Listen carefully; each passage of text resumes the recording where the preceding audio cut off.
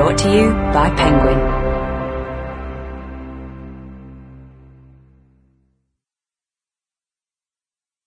Moab is My Washpot. Written and read by Stephen Fry. To live is to war with trolls in heart and soul. To write is to sit in judgment on oneself.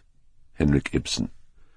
The interests of a writer and the interests of his readers are never the same, and if on occasion they happen to coincide, this is a lucky accident. W. H. Auden. Joining in. Look, Marguerite. England. Closing lines of The Scarlet Pimpernel, 1934. For some reason, I recall it as just me and Bunce. No one else in the compartment at all, just me, 8 years and a month old, and this inexpressibly small dab of misery, who told me in one hot, husky breath that his name was Samuel Anthony Farlow Bunce. I remember why we were alone now. My mother had dropped us off early at Paddington Station, my second term. The train to Stroud had a whole carriage reserved for us. Usually, by the time my mother, brother, and I had arrived on the platform, there would have been a great bobbing of boaters dipping careless farewells into a sea of entirely unacceptable maternal hats. Amongst the first to arrive this time, my brother had found a compartment where an older boy already sat amongst his open tuck-box, ready to show off his pencil cases and conker skewers, while I had moved respectfully forward to leave them to it. I was still only a term old, after all. Besides, I wasn't entirely sure what a conker skewer might be.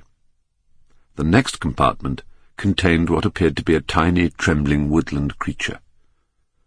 My brother and I had leaned from our respective windows to send the mother cheerfully on her way.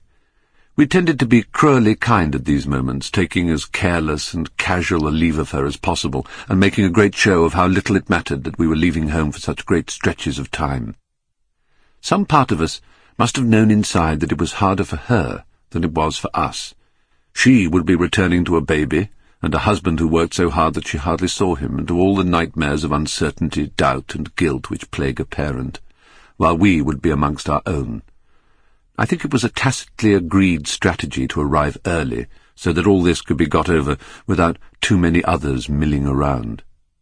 The loudness and hattedness of other parents was not conducive to the particular Fry tokens of love, tiny exertions of pressure on the hands and tight little nods of the head that stood for affection and deep, unspoken understanding.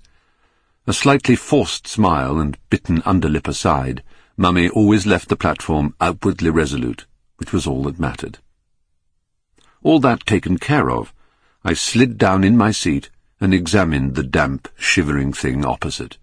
He had chosen the window seat with its back to the engine, as if perhaps he wanted to be facing homewards and not towards the ghastly, unknown destination. "You must be a new boy," I said. A brave nod and a great spreading of scarlet in downy, hamstery cheeks.